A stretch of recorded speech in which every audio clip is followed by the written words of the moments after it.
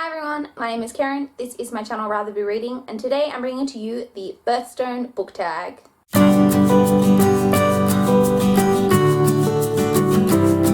So I of course wasn't tagged by anyone, but the Birthstone Book Tag was created by JG. I will leave a link to her original video down below. I've just seen this going around a little bit and it seemed pretty interesting. So this is just a tag where the questions are based off the birthstones for each month with a question associated with it. So let's just jump straight in and check out the questions. So the first month is of course January, and the birthstone for January is garnet. Garnets are associated with warding off negative forces and dark energy. So the question associated with that is, name a book with the darkest / evilest character you can think of. This one is probably a pretty typical answer, but it's not an answer I could go past, and that is Umbridge from Harry Potter and the Order of the Phoenix. Umbridge is basically, she's just straight up evil. I don't know how else to describe her. Umbridge is probably my most hated character in any book ever. I cannot stand her, so it was a really easy answer for this question. Next we have February, where the birthstone is an amethyst, which is of course a purple stone. And so for that question we have purple is associated with royalty. Name a book with regal qualities. You can base this off characters or choose the king of all books. I am going with a book that just has kind of royalty in it, and that is Red Queen by Victoria Aveyard. This is a book that is actually on my TBR. I have not read this yet. I've heard mixed things about it. I don't know where I'm going to fall. I do own this and the sequel Glass Sword. I am looking forward to getting to it at some point, but I don't know where I'm going to fall on the spectrum. I don't feel like I've read as much YA, because one of the main complaints about this book is that it borrows from a lot of other like YA stories, and I think one of them is Hunger Games, which I of course have read, but I haven't read a lot of other YA that this may borrow from, so I don't know. I may enjoy it more than some other people because of that, but I don't know. Hopefully I'll get to this at some point and we'll find out.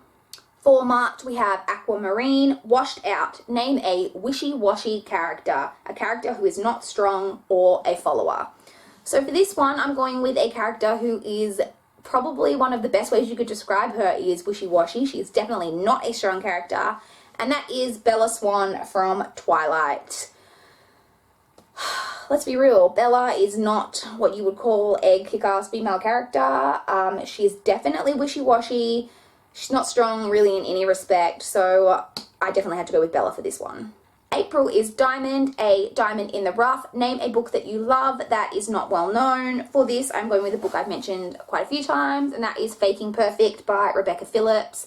This is a YA contemporary story that follows a girl who is having a sexual relationship with a boy, and it's kind of like a secret relationship that no one really knows about. And she's got this other boy that she has like loved kind of from, he's a friend of hers, and she's like loved him basically forever, and he starts to show some interest in her. But the guy that she has been having the sexual relationship, who's kind of a bad boy, is also starting to kind of show interest in maybe having a little bit more, and things just get complicated. It sounds like a really typical contemporary story, but it's actually handled really, really well in my opinion. It's a book that I really, really enjoyed. I never hear anyone talking about this. I don't think I know anyone who's read this, so it's definitely worth checking out. May is Emerald, which is said to balance energy. Name 2 characters who balance each other well. For this, I'm going with one of my all-time favorite literary couples, and that is Elizabeth Bennet and Mr. Darcy from Pride and Prejudice. I think Elizabeth and Mr. Darcy just really balance each other out. I think they're just one of my favorite couples, and as soon as I saw this question, they were the first couple that jumped to mind, so I'm definitely going with Elizabeth and Mr. Darcy. June is Pearl, which is actually my birth month, and pearls are associated with loyalty. Name a character who is loyal to the end. For this one, I'm going with Hermione from the Harry Potter series. Hermione is always loyal to Harry. She sticks with Harry even when Ron kind of has his doubts and is being like affected in the final books and like kind of goes off for a while. Hermione sticks by Harry even when she is not sure about exactly how things are going to get done. She sticks by Harry to the very, very end. She's one of my all-time favorite characters ever in literature, so I had to pick Hermione for this one. July, which is Ruby, Blood Red. Name a book that made your blood boil, one that made you angry. For this, I'm going with Allegiant by Veronica Roth. This book made a lot of people angry, And it made me angry for some of the same, like for the same reason that it made a lot of people angry. I just felt like what happened in this book, I'm not going to spoil it in case you haven't read it, but it didn't add anything to the character development or to the story. I don't think it was necessary. I just think it was really done kind of for shock value. It was this book, in my opinion, was a real departure from the first book, which I gave 5 stars. I gave Allegiant 2 stars, probably being generous. Parts of this story made absolutely no sense. I was just really angry when I finished reading this trilogy about how this book could have got to this level of what it got to when Divergent was such a strong start to a series. So this book definitely made me angry. For August, we have a stone I've actually never heard of, which is, I hope I'm pronouncing this right, a peridot. Pale green, it pales in comparison to other gems. Name a supporting character who you like better than the main character. For this one, I'm going with Nikolai Landstov from the Grisha trilogy. Nikolai is my favorite character in the Grisha trilogy. I do really like Alina, the main character, but I definitely like Nikolai better than the main kind of love interest in this story. I have thoughts about this series, which actually differ quite a lot from most people's thoughts.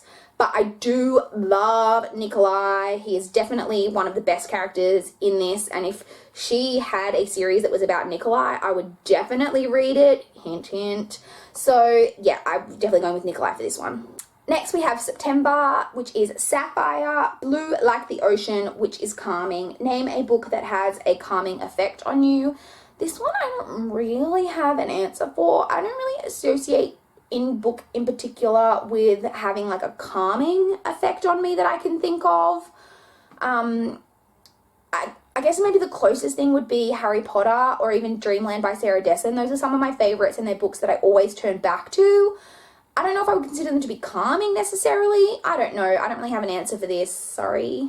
Next we have October, which is Opal, which is iridescent. Name an iridescent book. This can be a book with a beautiful cover. So for a book with a beautiful cover, I'm going with These Broken Stars by Amy Kaufman and Megan Spooner. This is another book that I haven't read and is on my TBR pile, but it has an absolutely gorgeous cover. It's one of my favorite covers. Bring it a bit closer for you guys to check out. I'm sure you've all seen it around.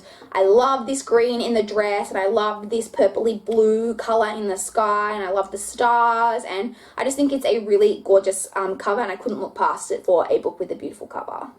Next we have November, for which the birthstone is Topaz, associated with resilience. Name a book with a character who rises to the top in a time of diversity. So for this one, I am going with The Hunger Games, which of course Katniss Everdeen, she definitely rises to the top in a time of adversity. Katniss obviously has to go into the Hunger Games, and she's just always rising to the top in these books. I love Katniss, she's a great character, and I love the Hunger Games trilogy. I really, really enjoy this trilogy, so I definitely had to go with Hunger Games for this one. And the final question is, of course, December, which is the Blue Zircon, associated with friendship. Name a book with a friendship that you want to be a part of.